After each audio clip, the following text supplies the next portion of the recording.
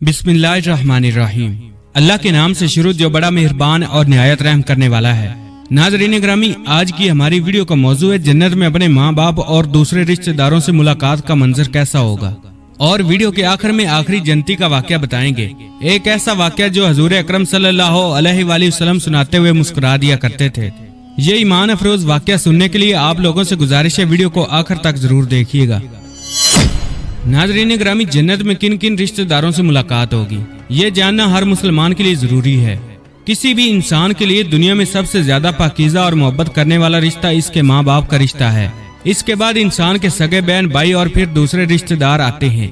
इस दुनिया में कायम ये रिश्ते किसी भी इंसान के लिए अव्वलीन तरजीह होते हैं, जबकि कुछ रिश्ते तो हमारी जिंदगी के लिए ऐसे अहम और लाजिम होते हैं कि इनके बगैर जिंदगी गुजारना मुमकिन नहीं। नाज़रीन ग्रामी, जन्नत एक ऐसी शानदार और बेमिसाल जगह है जो अल्लाह अज़्ज़ व जल ने ईमान वालों के लिए बनाई है, और इसमें ऐसी नेमतें रखी हैं जो ना किसी आंख ने देखी, ना किसी कान ने सुनी और ना ही किसी दिल में इनका ख्याल आया।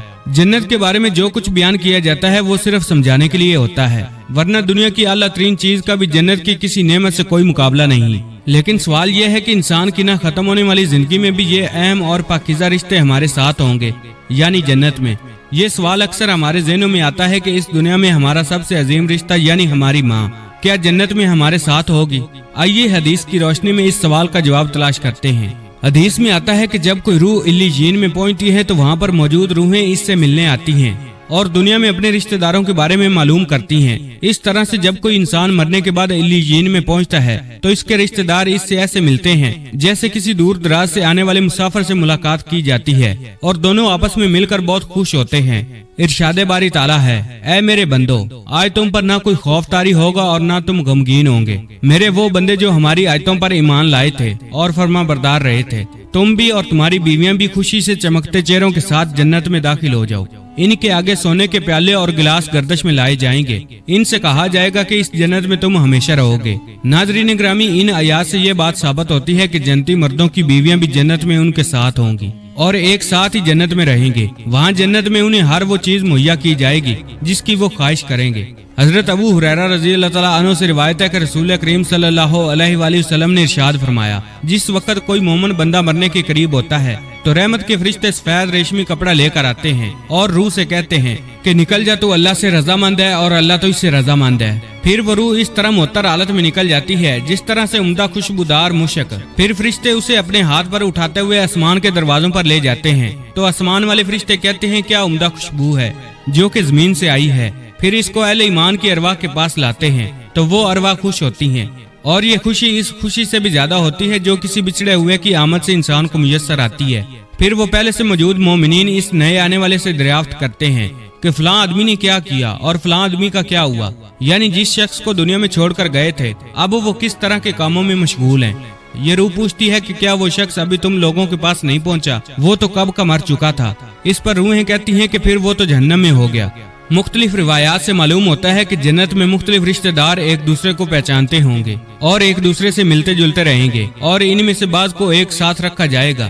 सूरह तूर की आयत नंबर 21 में अल्लाह सुब्हानहू व तआला का फरमान है, और जो लोग ईमान लाए और उनकी औलाद ने भी ईमान में इनकी पैरवी की तो इनकी औलाद को हम इन्हीं के साथ शामिल कर देंगे और इनके अमल में से किसी चीज की कमी नहीं करेंगे। हजरत इब्ने अब्बास रज़ी अल्लाह तआला अन्हु से मरवी है, बेशक अल्लाह ताला मोमिन की आंखों को ठंडा करने के लिए इसकी औलाद को इनके असल मुकाम बुलंद करके इसके पास इसके दर्जे में पहुंचा देंगे, अगरचे ये औलाद अपने अमाल के एतबार से इस दर्जे तक न पहुंचती हो। इससे मालूम होता है कि इंसानों की औलाद को इसकी ख्वाहिश के मुताबिक इनके साथ ही रखा जाएगा, जहां अल्लाह अज़्ज़ व जल इनकी हर ख्वाहिश पूरी फरमा देगा। जैसा कि सूरह बकरा आयत नंबर 25 में इरशादे बारी ताला है, और जो लोग ईमान लाए और नेक अमल करते रहे उनको खुशखबरी सुना दो कि इनके लिए जन्नत के बाग हैं जिनके नीचे नहरें बह रही हैं।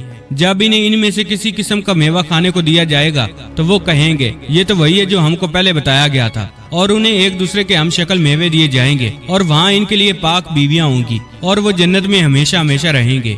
जब अहले जन्नत जन्नत में दाखिल होंगे और इनमें से किसी को अपने भाइयों और रिश्तेदारों से मिलने की ख्वाहिश होगी तो इसका बिस्तर उसे उड़ाकर इनके बिस्तरों के बराबर पहुंचा देगा और फिर दोनों तकिया लगाकर दुनिया में गुजरे हुए दिनों के बारे में बातें करने लगेंगे। इनमें से एक अपने साथी से कहेगा कि ऐ फलां, तुम्हें याद है कि अल्लाह ने फलां दिन और फलां फलां जगह पर हमारी बख्शिश फरमाई थी, इस तरह के हमने अल्लाह से दुआ की थी और अल्लाह ने हमें बख्शिश का परवाना अता फरमा दिया था।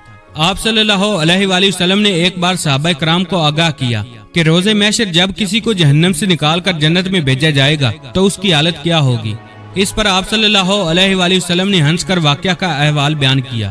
حضرت عبداللہ بن مسعود رضی اللہ تعالیٰ عنہ سے روایت ہے کہ حضور کریم صلی اللہ علیہ وآلہ وسلم نے ارشاد فرمایا، مجھے اچھی طرح معلوم ہے کہ سب سے آخر میں جہنم سے کون نکالا جائے گا یا سب سے آخر میں جنت میں کون داخل کیا جائے گا۔